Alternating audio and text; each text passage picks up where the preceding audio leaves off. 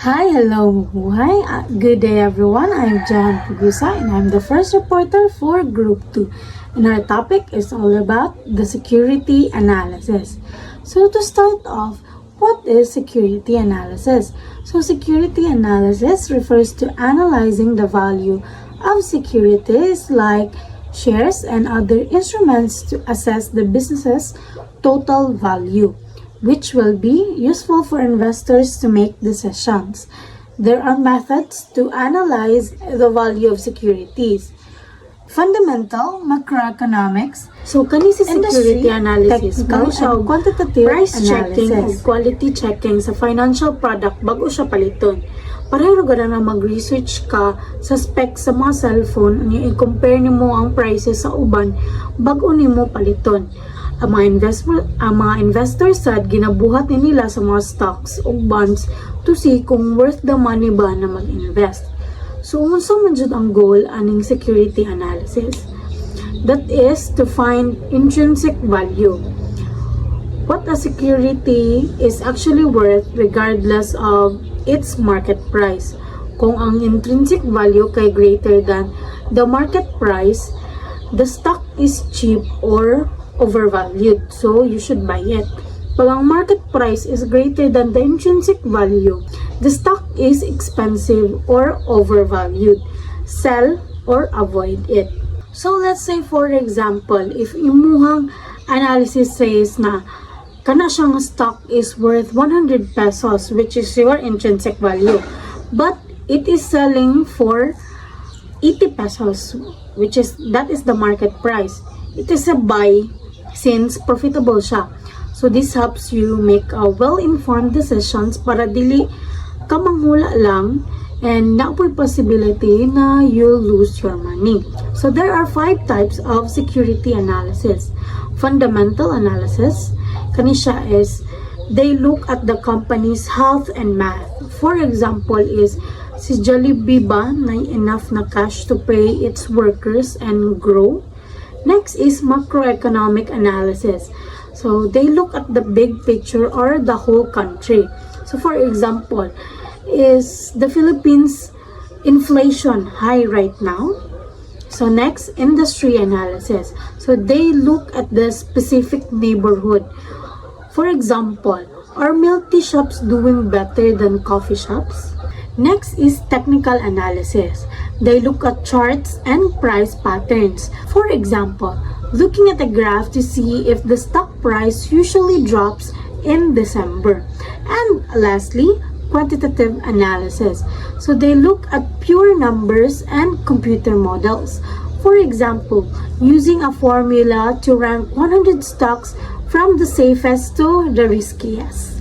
So now let's talk about the benefits you'll gain from security analysis. First, it would increase your net worth. By picking the right choice, your savings grow faster than they would in a regular bank.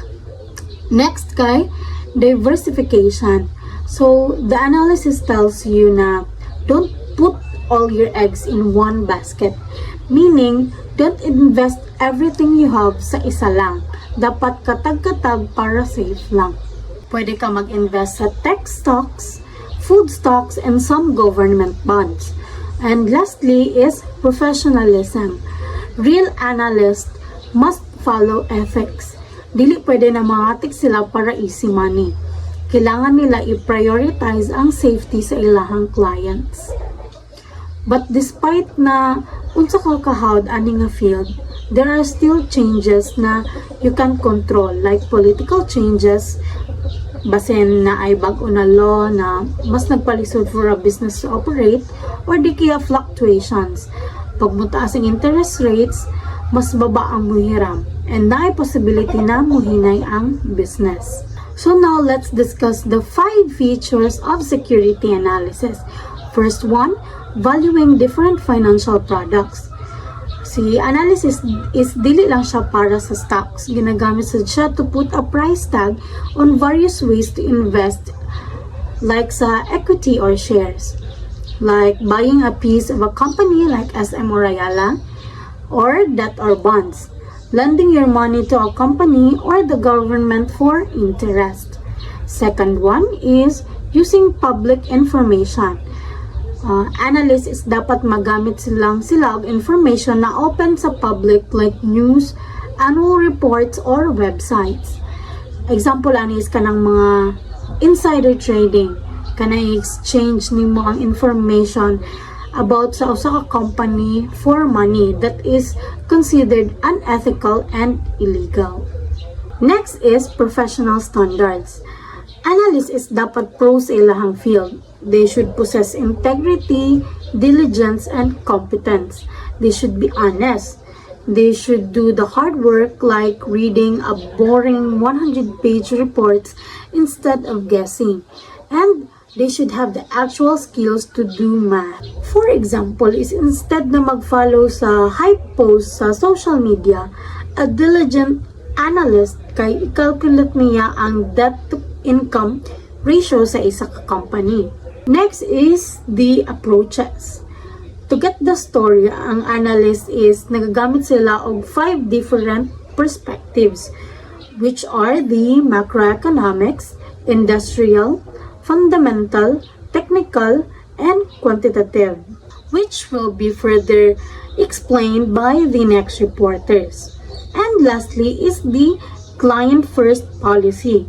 Ang pinaka-importante nga ethical rule is dapat ang mga analyst is gina-prioritize nila ang ilahang clients over themselves. Example, if ang analyst kabalo siya na kanang nga stock is bad, pero maka-earn siya og commission pag nakabaligya siya na. So instead na i-offer sa imuha ang stock, dapat iingon sa analyst sa imuha na dili siya okay. Dapat iingon nila sa imuha ang tinuod. Dili kanila dapat pwede i-trick na paliton na siya nga stock para lang maka-earn sila og commission. So good day, I am Jonah Chixilio and I will be discussing the types of security analysis. So first, what is security analysis? So it refers to the process of evaluating financial instruments like stocks, bonds, or other investments. So to determine their value and potential risk. So it can help investors to inform their decisions kung unsaon nila pag-invest sa ilang money. So there are 3 types of security analysis. First is fundamental analysis, second is macroeconomic analysis, and third is industry analysis. So first, let's define what is fundamental analysis. So fundamental analysis is a method of evaluating a security such as stock or bond. So underlying financial and economic factors that affect its value. It involves analyzing a company's financial statements, management team, industry trends, and economic conditions para ma-determine nila ang intrinsic value and make informed investment decisions. So for example, so just imagine if gusto niyo mo palit og stock sa isang company and then you analyze it first kung dako ba ilahang kita every year, or second kung nabay mga credit na naga-credit pa na nga company, and third is kung naga-grow ba ilahang company, and fourth is kung okay ba ang pag-manage sa ilahang company.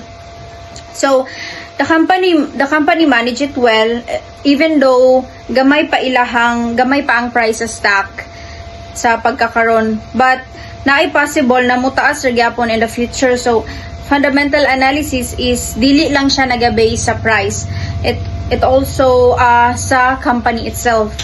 So now let's proceed to macroeconomic analysis.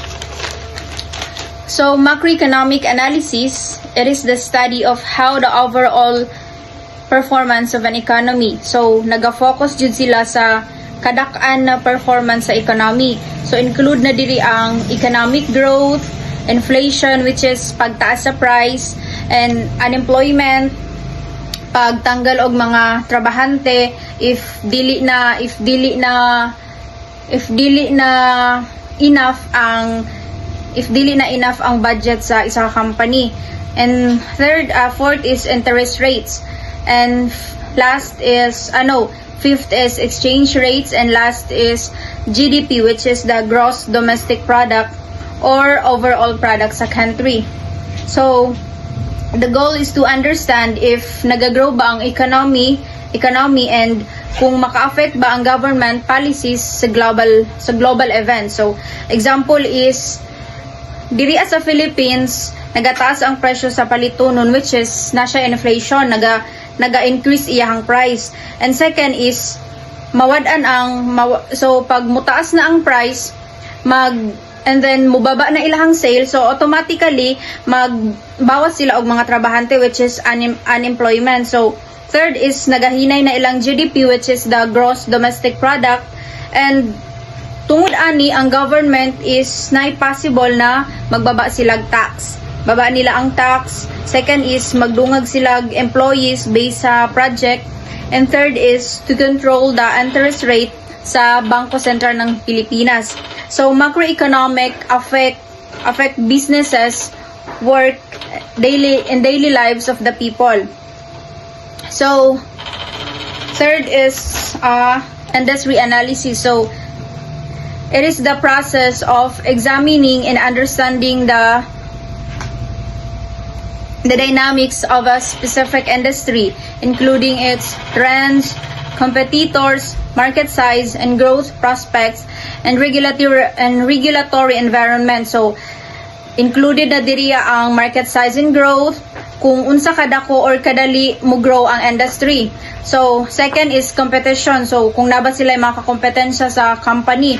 And third is supply and demand, if taas ba ang needs sa product or services. And fourth is trends. So trends is the changes sa industry. And last is regulation. It is the rules can affect the industry. So example is sa industry analysis sa isa ka fast food diri sa Philippines. So naa na siya market overview, which is nagagrow ang fast food industry kay hilig ang mga tao sa Filipino hilig ang mga Filipino sa fast food industry, which is sa karon nga generation mas prefer na nila ang di na sila mahirapan pa, which is nag-order na lang sila like tapos mag-wait na lang ka if okay na yung order, and then mag-eat na ka after, ana na lang kadali. So second is key competitors, like sa mga fast food like na ay kompetensya sa Jollibee, McDonald's, KFC, Chowking, and Mang Inasal, sa daghan pag mga fast food diri sa Philippines na naga-exist jud actually. So third is trend. So pag exist sa food delivery app, so kani sa Gen Z good ni karon nga naga-exist actually ang mga apps na lang, 2 apps na lang ang pag-order sa food. Kung nakay need nga kaunon, pwede lang ka mag-order, then wait na lang pud ka if ma-deliver na sa imo. So ingana na lang kadali sa mga trends karon. And second is mas demand sa convenience and online ordering. So same lang gyapon sa delivery apps na gyapoy mga like sa mga ginasuot nato, dali na lang kayo kay naga-base na lang ta sa mga shop, or like sa online shopping, ana na lang online ordering. And fourth is opportunities. So opportunities is pag-develop sa new menu, so healthier options. So fifth is last is the threat. So mutaas ang price sa ingredients, so na yung mga possible nga mutaas jud siya. So it helps to find opportunities and risks sa industry, and also to plan a business. So yeah, also it can help to plan a business kung nakay aning 3 nga analysis, which is the industry analysis, macroeconomic analysis, and fundamental analysis. And that's all. Thank you. Good day, everyone. I am Armando Nacor Jr. and Group 2 and third reporter. Technical analysis. This type of security analysis is a price of forecasting technique that are considered only the historical prices, trading volumes, and industry trends. To predict the security futures performance, it studies of stock charts by applying various indicators like MACD, Bollinger Bands, etc. assuming every fundamental input has been factored into the price. Technical analysis interprets price charts, trends to up, down, sideways, via moving to average, and indicators like MACD or Bollinger Bands to inform buy and sell decision. A golden cross, a 50-day MA crossing above a 200-day MA signals of bullish trends for the Bitcoin in 2024. This preceded a 50% rally from $40,000 to $60,000. In a bearish scenario, if a stock breaks below a support on high volume with RSI over at 70 overbought, investors sells Tesla 2025 dip from $300,000 to $250. After the MACD divergence confirmed the weakening momentum. Technical analysis is a way sa pag-analyze sa price chart sa stock or crypto para mahibalan kung musaka or mobos or mag-sideways ang presyo. Unsa ang ginagamit? Moving average price over time, MACD indicators sa momentum. Bollinger Bands makita kung overbought or oversold. Example, kung ang 50-day moving average mo cross above sa 200-day moving average, meaning of bullish, musaka ang presyo. Example, sa bearish, kung ma-break ang support plus taas ang volume plus RSI over 70, ang signal nga possible mo down ang presyo o mao na reason nganong mag-sell ang investor. In simple terms, ang technical analysis kay ang tanaw sa pattern sa presyo para mag-decide kung buy or sell. Quantitative analysis. This security analysis is supporting the methodology for both fundamental and technical analysis, which evaluates the stock's historical performance through calculations of basic financial ratios, earnings per shares, returns of investments, or complex valuation like discounted cash flows. Quantitative analysis kini ay paggamit sa numbers, formulas o computations para i-evaluate ang performance sa stock. Example, earnings per share, makita pila ang kita per share. Return on investment, makita pila ang balik sa imong investment. Discounted cash, pag-compute sa true value sa company based sa future cash. In simple terms, quantitative analysis is a number-based analysis, math plus formulas. Objectives. The primary target of every individual is to increase that net worth by investing their earnings into the various financial instruments. The creation of money using the money, security analysis, portfolio management helps people achieve their ultimate goals as I discussed below. Ang main goal is makapadako imong net worth pinaagi sa investment. How? Mag-invest ka sa different financial instrument, dili lang ka mag-save pero paikuton nimo imong kwarta para motubo. Ang goal is para mapadaghan og kwarta through smart investing. Returns. The primary objectives of the investment is to earn returns in the form of capital appreciation and yield. Types of return: capital appreciation and yield. Capital appreciation is saka ang presyo sa imong gipalit. Yield, income like interest or dividend. Capital gain. Capital gain or appreciation is the difference between the sale and purchase prices. Capital gain difference sa selling price and buying price. Example, ang palit nimo sa isa ka share is 100, then ibaligya nimo og 150. So ang capital gain is 50. Capital gain is ang profit gikan sa pagtaas sa presyo. Yield is the return received in the form of interest or dividend. Return equals capital gain plus yield. Yield is income nga madawat nimo regularly sa interest, sa bonds, savings, o sa dividend, or sa stocks. Yield is income nga ginahatag sa investment bisan wala nimo gibaligya. Rest it is the probability of losing the principal capital invested. Security analysis avoid risk and ensures the capital safety and creates opportunities to outperform the market. Risk is a chance nga mawad-an ka og kwarta. Example, nipalit ka og stock tas nibaba ang presyo, so malugi ka. Ang role sa security analysis, tabangan ka ma-minimize ang risk, protect imong capital, and makita og better opportunities. So good day everyone. Today I will discussing about security analysis versus intelligent investor. So parehas na silang duhag concept sa investing pero lain nilang mga focus. So ang security analysis is ga-focus pag-analyze sa stock securities mismo. So financial data, income, profit, etc. Market trend, risk of opportunities.